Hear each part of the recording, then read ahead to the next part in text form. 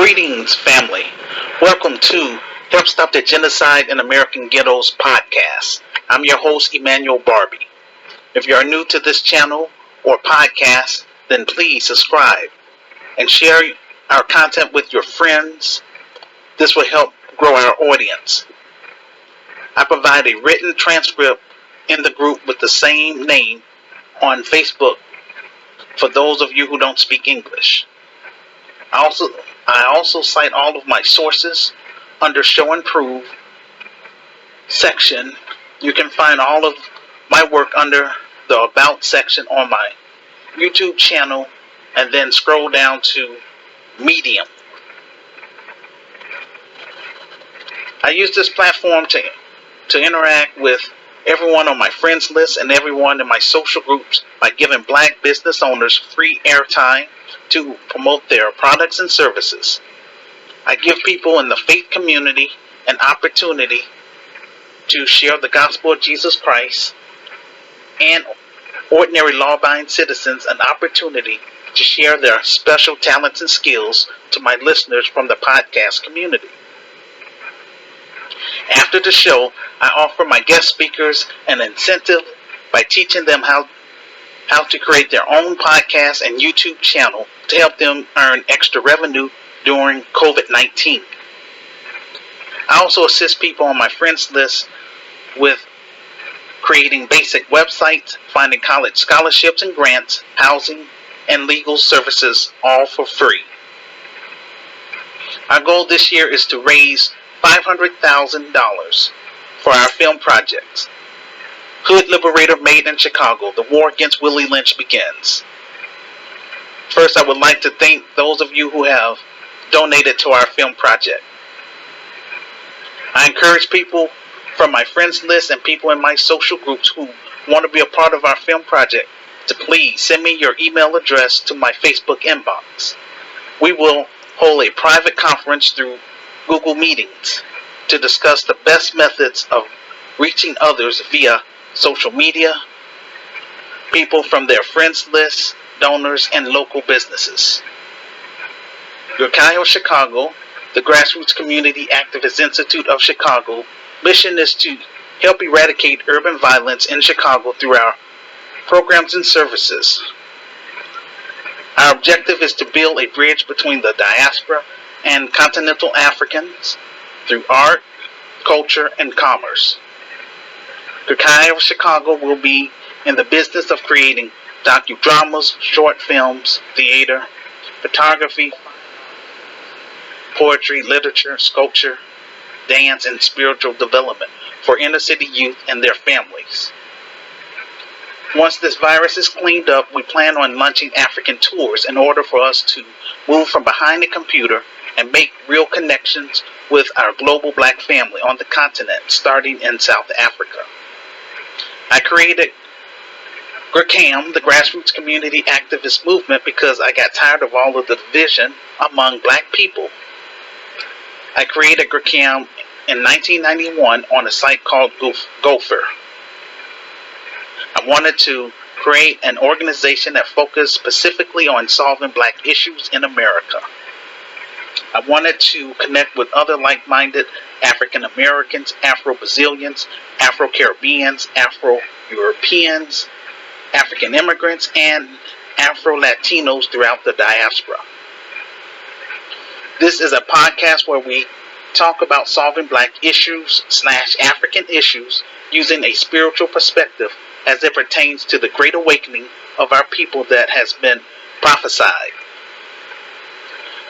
Our objective is to get our film project fully funded and play it by ear during COVID-19.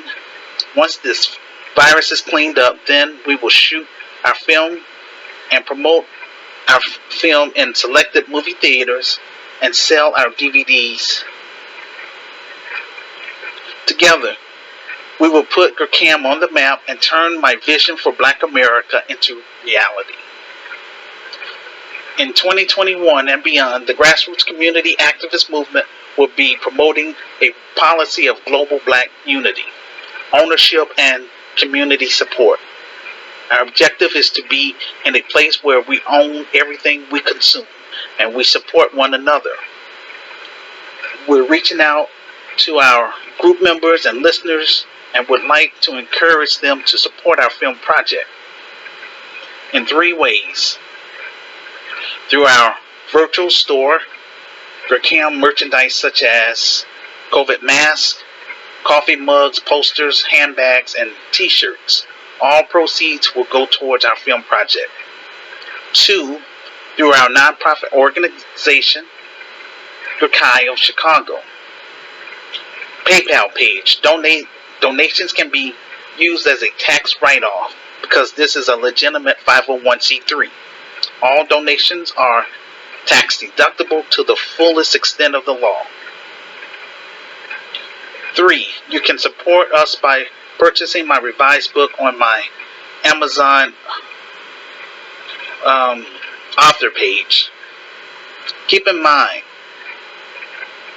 community support is where we have to go, and please understand, when you're supporting our YouTube channel or our podcast, you're supporting an independent black network which will eventually employ black people in our films, stage plays, and in our actual business. I need African entrepreneurs, especially in South Africa, to come on the show and promote your businesses and ministries to the diaspora and vice versa. Instructions on participating on the show.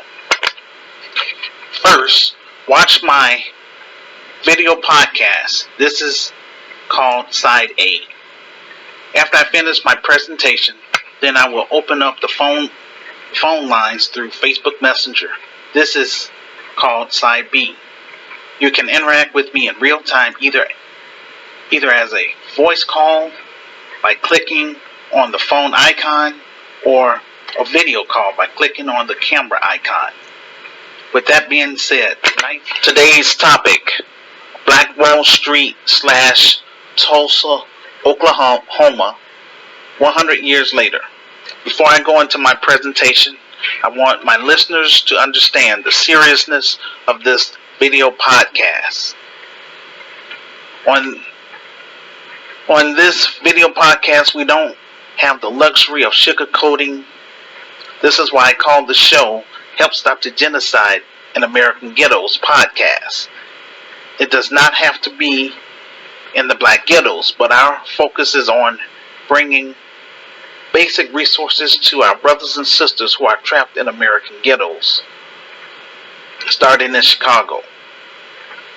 I've been on Facebook for 17 years, day after day, week after week, month after month, and year after year. I have been posting my blogs on social media.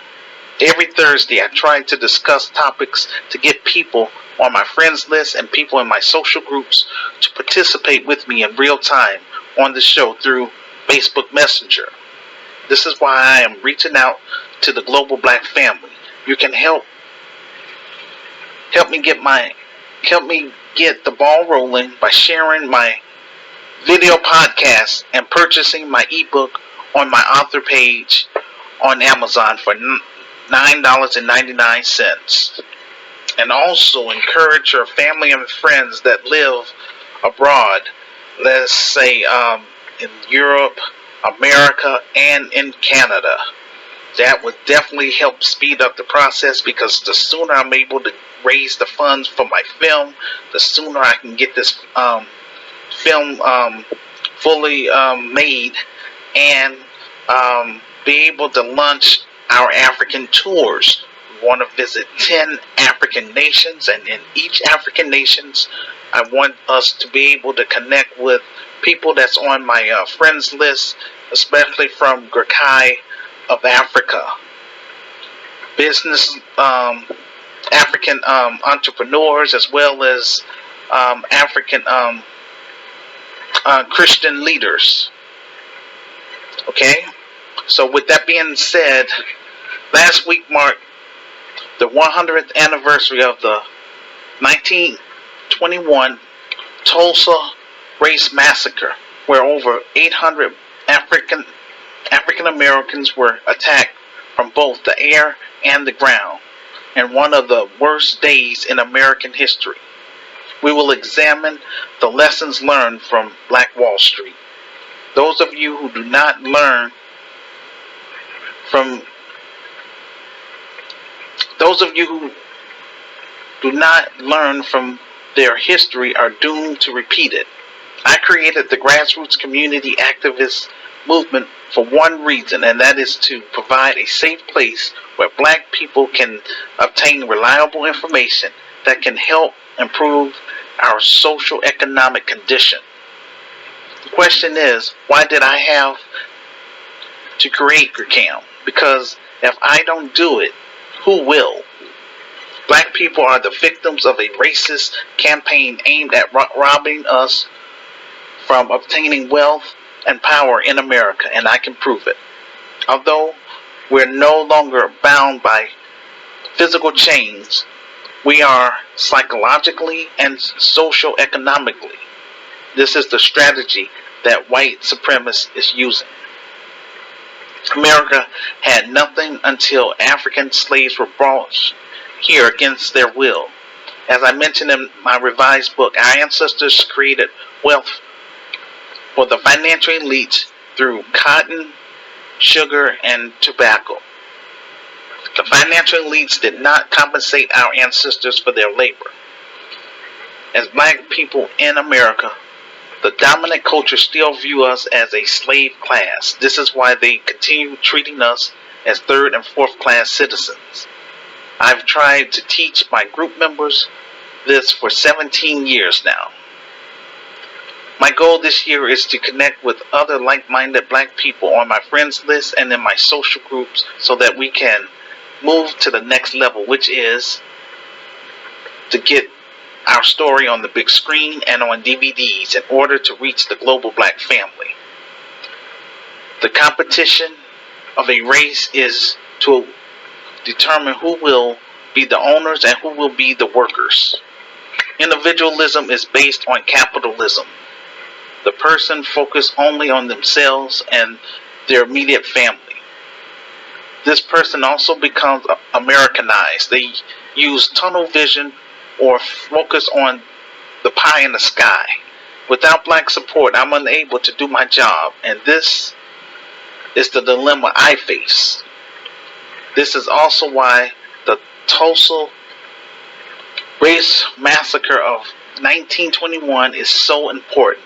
The dominant culture is teaching our children about LGBT history, and also they are telling our children that they are immigrants. Also, they're trying to say that the slave trade did not really happen. This is why we need to create our own schools, and I'm trying to do that. The dominant culture tells us that whatever position you are in, it is because you have not worked hard enough. The Tulsa race massacre is the epitome of that kind of thinking. Just think about this picture for a moment. Our ancestors, just a generation out of slavery, had created their own neighborhood and a successful business in a place called Black Wall Street. White supremacists was proud of the Tulsa race war or race massacre so much that they used postcards to brag about what took place. It was one of those practices in which racist people would memorialize their heinous crimes against humanity. Black people started talking about Florida, which is Rosewood, North Carolina, that's Wilmington, and Oklahoma, which is Tulsa. Black people across the United States of America was improving their social economic status. Our group was sabotaged because we were succeeding. American society did something that it did not do to other groups. We were targeted against, starting with Jim Crow and the Homestead Act. For example, in Wilmington, black people was the majority of the population.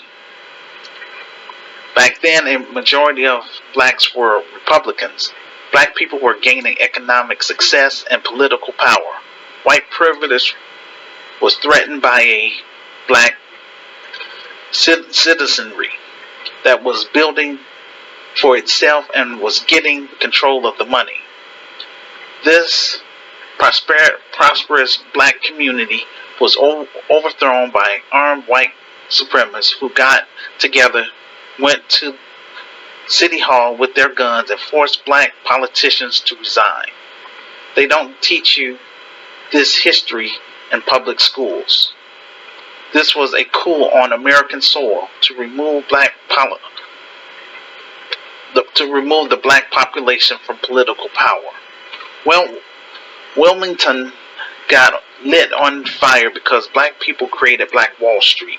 When black people are allowed to compete and nobody coming in, changing the rules or rigging the system or enacting impotent domain, and everyone is on an equal playing field, watch the outcome. They used the state Democratic Party handbook of 1898. It laid out their goal,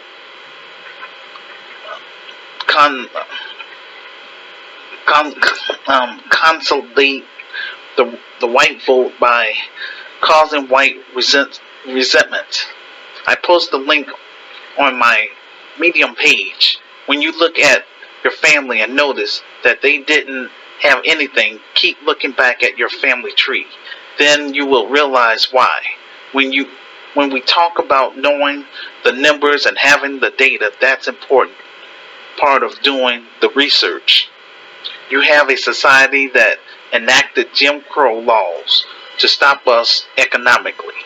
The financial elites encouraged more immigrants from Europe through the Homestead Act. This reminds me of the words of Dr. John Henry Clark. Society understands that they cannot properly educate black people because when a person is properly educated, then he understands that you will no longer ask for power. Instead, you will take power.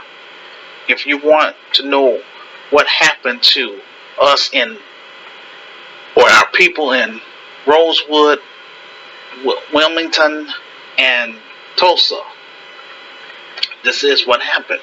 Black people worked hard, but government policies have taken everything away from us. We are the only group who built anything with no assistance, no homeland of our own, no ethnic identity to rely on.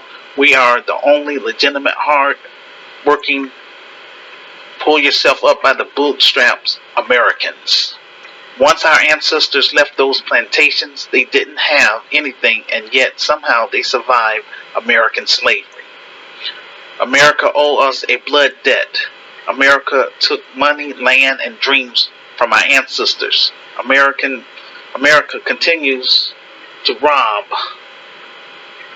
us of generational wealth because racism is in real estate. For example, black people in Chicago pay more in property taxes than their white counterparts.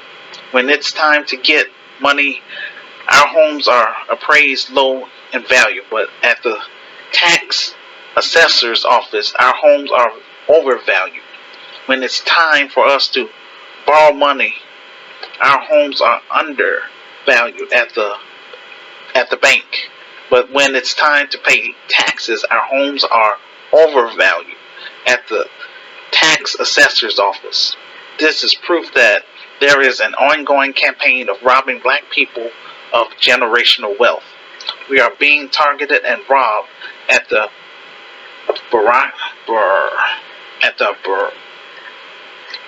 bureaucracy level, economic level, and at the political level. We did not fall into a permanent underclass. We were pushed. We did not fall into poverty. We were pushed. Nobody has had to overcome institutionalized racism where there's an obstacle waiting for us on every turn. The Jewish people teach their children about Nazi Germany. We have to teach our children about American slavery and about reconnecting with Africa. Understand Tulsa can happen again. Next time, the white supremacists will not show up alone.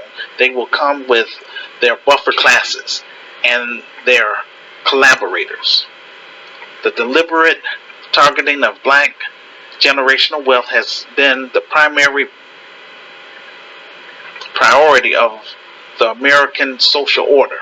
The lessons of Tulsa is obtaining tangibles and concrete resources. And again, I'm going to encourage my listeners, if you want to know more about this stuff in details, I have all that stuff posted on my Medium page where you can watch videos about the Tulsa massacre. You can also hear about I think it's 2 people that's actually still living that experienced the race riots that took place in Tulsa.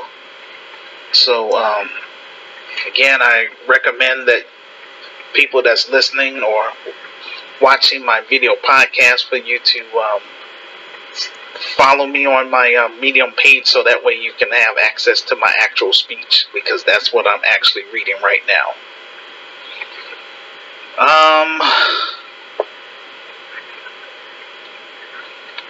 Let's see.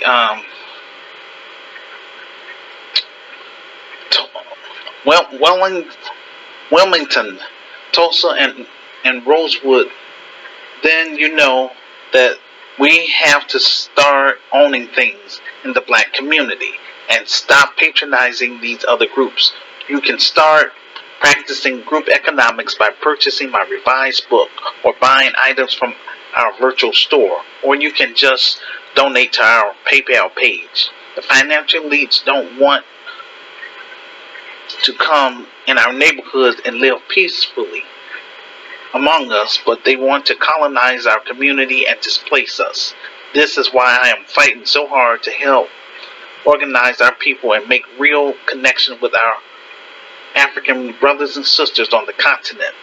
You can stay and continue fighting, or you can work with me and Sister Renee in setting up satellite communities within our inner cities in order to help our people who are trapped in American ghettos. We need to watch out for these sellout black politicians. The financial elites want to see us as squatters, and also landless. Look at what's going on in Harlem. Harlem was straight black. Now the financial elites got their foot in the door while displacing black people. We have all these NBA players and rap artists, but they don't want to invest back into the black community. No reparations for us, but for Asian Americans in just 1 year gets $50 million from the Biden administration, as well as a COVID-19 Asian hate crime bill. They get legislation and resources. We're done supporting the electoral system without getting specific benefits for our group. The black grassroots is rising. Alright, people, if you want to come on the show, just connect with me through Facebook Messenger. Again, hit that phone icon to speak with me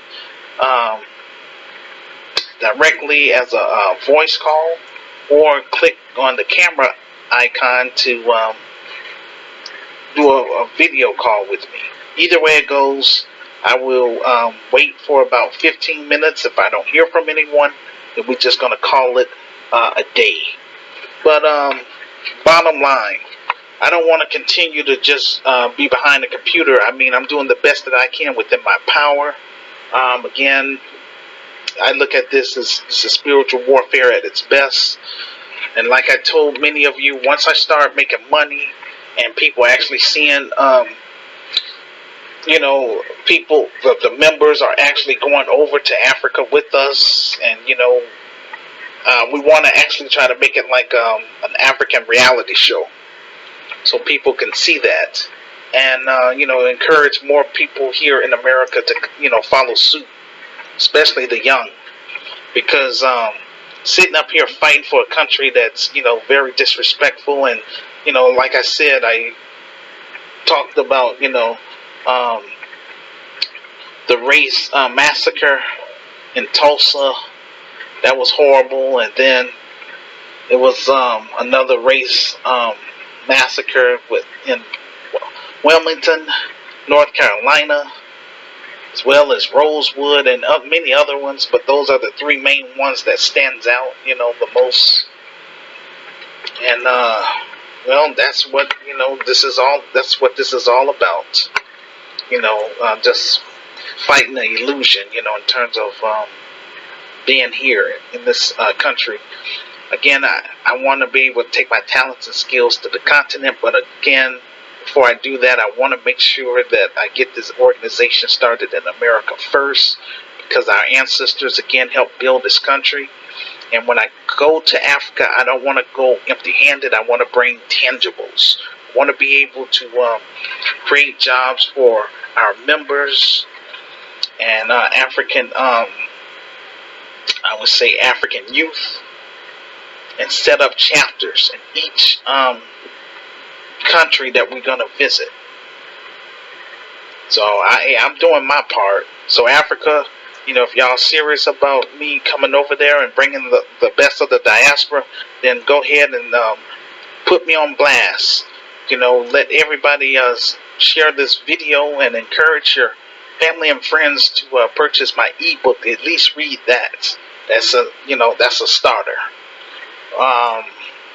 And again, for all my Christian friends, just keep praying that the Lord would connect me and Sister Renee with some grant writers here in America, at least 3, and for them to come forward soon.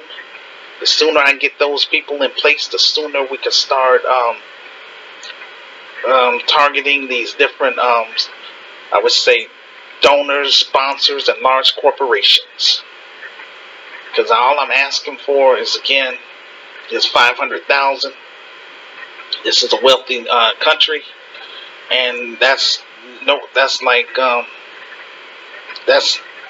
really like a dime in a bucket. So that's what I want to be able to do. I want to make sure that I make a quality film.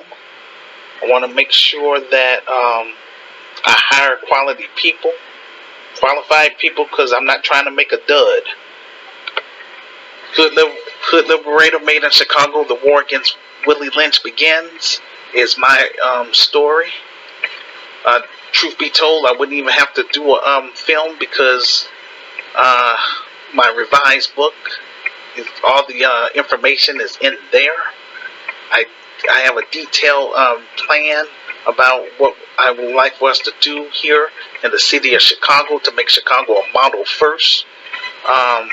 At this point in time, I'm just going to focus on maybe 5 other cities, and then turn it over to qualified people that's going to carry out the mission.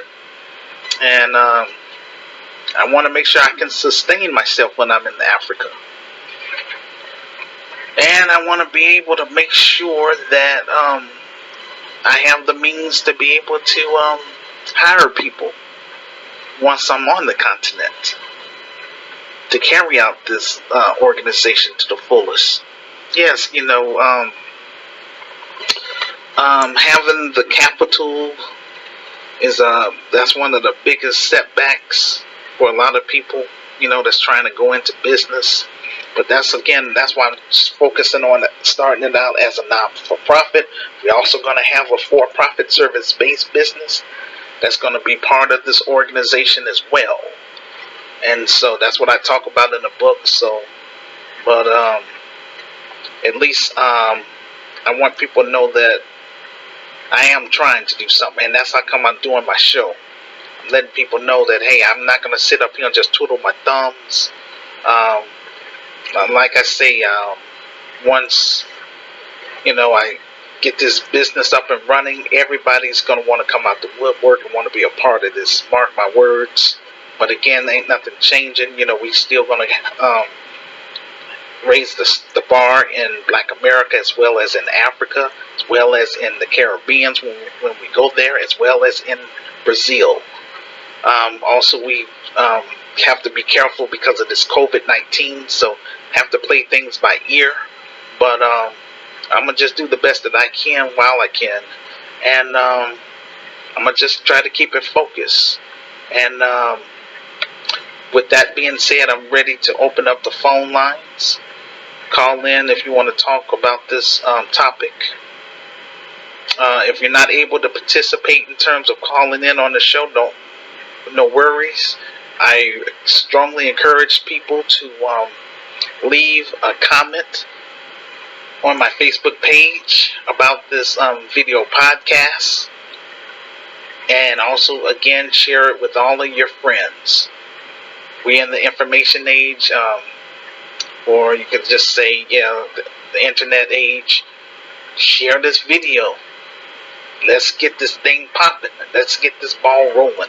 I don't have another 29 years to waste. I'm doing the best I can on my end. So it's up to you, Black America. It's up to you, my international, global Black family. All right. With that being said, phone lines are now open.